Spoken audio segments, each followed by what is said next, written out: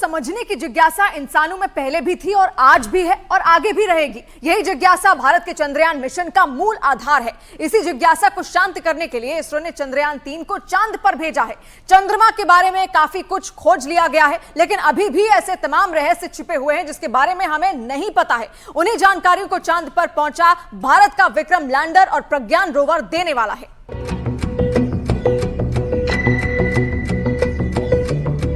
क्या ब्रह्मांड की उत्पत्ति का सनातन सत्य चांद की सतह में छिपा है? क्या चांद के धरातल का विश्लेषण ब्रह्मांड की अबूझ पहेली को सुलझाने का प्रवेश द्वार है? क्या धरती पर मौजूद जल, जंगल, जमीन, फूल और खुशबू का तार चंद्रमा के इस वीरान संसार से भी जुड़ता है? चांद पर पानी की खोज के बाद भारतीय अंतरिक्ष अनुसंधान संगठन यानी इसरो अब चांद पर जमी बर्फ का विश्लेषण करने में जुटा है। चांद की सतह की बनावट को समझने में लगा है। अभी तक चंद्रमा से जुड़ी कई हैरान कर देने वाली जानकारियां सामने आई हैं। दावा किया जाता है कि चंद्रमा की मिट्टी में कई तरह के खनिज हैं और यही वजह है कि चांद पर पहुंचने के लिए तमाम देशों में होड़ लगी है। चांद की सतह पर पानी होने के भी सबूत मिल चुके हैं। वैज्ञानिकों का मानना है कि चांद पर जीवन के सबूत भी मिल सकते हैं। अंतरिक्ष में चंद्रमा धरती का सबसे करीबी पड़ोसी है।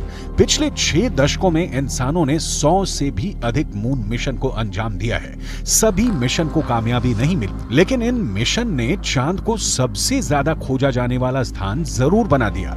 बावजूद इसके चंद्रमा हमारे लिए आज भी रहस्य बना हुआ है, क्योंकि उसके दक्षिणी छोर की पूरी सच्चाई से दुनिया अब तक अनजान है। We are looking for very exciting 14 days from now for Chandrayaan 3, and as Honorable Prime Minister has mentioned, it is not Chandrayaan 3 alone, it is for future scientific exploratory missions. This is the beginning of a golden era. विज्ञान कहता है कि चांद पर मिट्टी है, चांद पर पानी है। सवाल है कि अगर वहां मिट्टी भी है और पानी भी है तो जिंदगानी क्यों नहीं? क्या भारत का चंद्रयान 3 इस सवाल का जवाब पता करने वाला है? चंद्रमा पृथ्वी के चारों ओर चक्कर लगाता है, लेकिन हमें चांद का एक ही हिस्सा दिखाई देता है। चांद का दूसरा हिस्सा धरती से दिखाई नहीं देता। इसे चांद की डार्क साइड कहते हैं, जिसे धरती से देखना मुमकिन नहीं है। चंद्रमा का जो हिस्सा हमें धरती से नजर नहीं आता उसे वैज्ञानिकों ने चांद का डार्क साइड नाम दिया है। इसे डार्क साइड के अलावा फार साइड भी कहा जाता है। भारत के चंद्रयान 3 मिशन का मकसद भी इसी डार्क साइड पर रोशनी डालना है। यह डार्क साइड है चंद्रमा का दक्षिणी ध्रुव, जहां चंद्रयान 3 के लैंडर ने सॉफ्ट लैंडिंग कर इतिहास रच दिया है। चंद्रयान 3 का विक्रम लैंडर चांद के दक्षिणी ध्रुव पर उतरा है। चंद्रमा का यह हिस्सा उसका सबसे ठंडा इलाका है, क्योंकि यहाँ सूरज की रोशनी बहुत कम पहुंचती है। सूरज की किरण तिरछी पड़ने की वजह से चांद के दक्षिणी ध्रुव के ज्यादातर हिस्सों पर काफी अंधेरा रहता है। यही वजह है कि यहाँ का तापमान भी काफी कम होता है।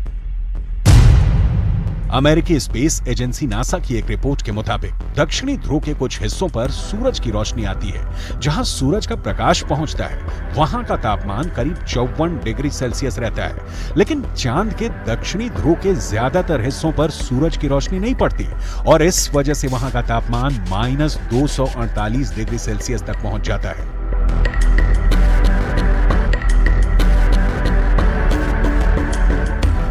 नासा के मुताबिक चांद के दक्षिणी ध्रुव पर बर्फ है। बर्फ के साथ दूसरे कई प्राकृतिक संसाधन भी हो सकते हैं। साल 1998 में नासा ने मून मिशन के तहत यह बताया था कि दक्षिणी ध्रुव पर हाइड्रोजन है।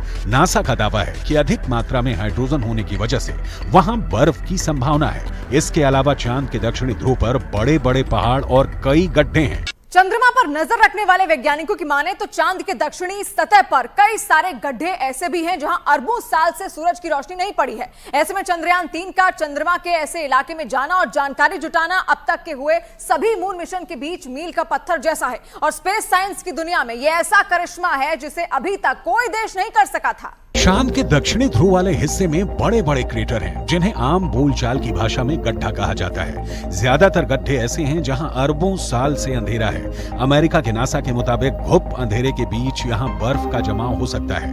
अंदाजा ये भी है कि चांद के दक्षिणी ध्रुव पर अरबों सालों से पानी बर्फ के रूप में जमा हो सकता है, जिसके अध्ययन से सौर मंडल से जुड़े और भी कई रहस्य खुल सकते हैं।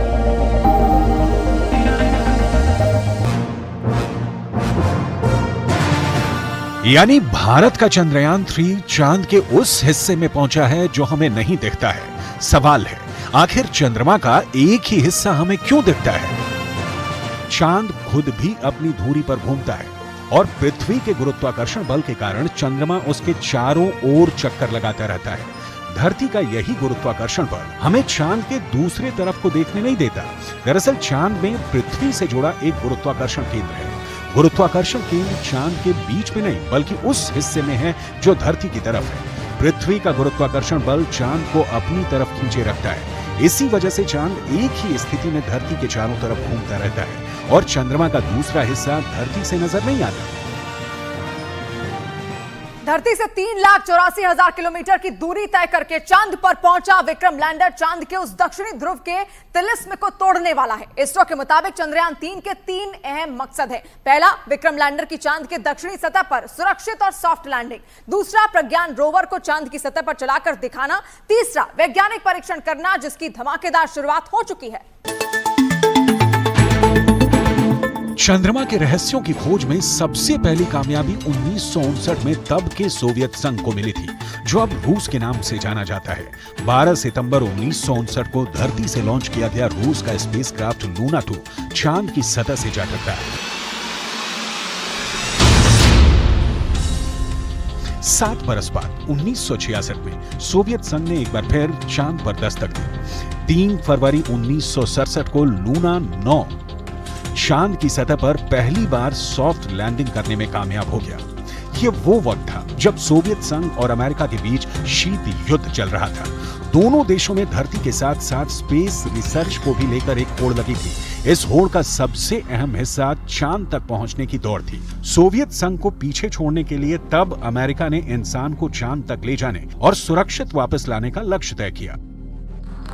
Before this decade is out, of landing a man on the moon and returning him safely to the Earth. 1, 0, all engine running. Liftoff. We have a liftoff. 32 minutes past the hour. Liftoff on Apollo 11. America के Apollo 8 mission ने America के 3 अंतरिक्ष यात्रियों को चांद की कक्षा में पहुंचा दिया। ऐसा पहली बार था जब इंसान चांद के इतने करीब पहुंच गया था। इसके बाद वो दिन भी आया जब अमेरिका ने चांद पर इंसानों को उतार दिया। यह मिशन था अपोलो 11।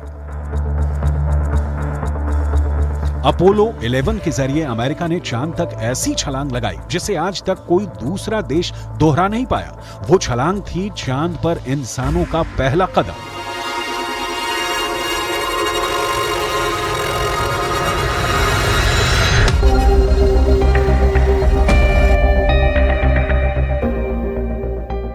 जुलाई 1969 को अमेरिका के अंतरिक्ष यात्री नील आर्मस्ट्रॉन्ग चंद्रमा पर पैर रखने वाले पहले इंसान बने थे।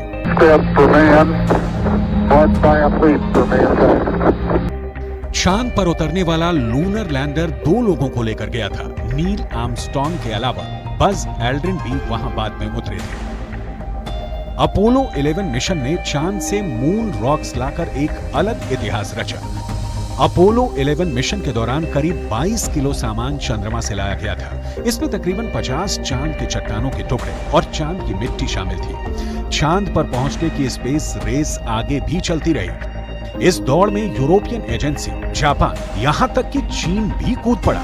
लेकिन मून रिसर्च में अगली कामयाबी भारत को मिली। वो कामयाबी थी चांद की सतह पर पानी की खोज की।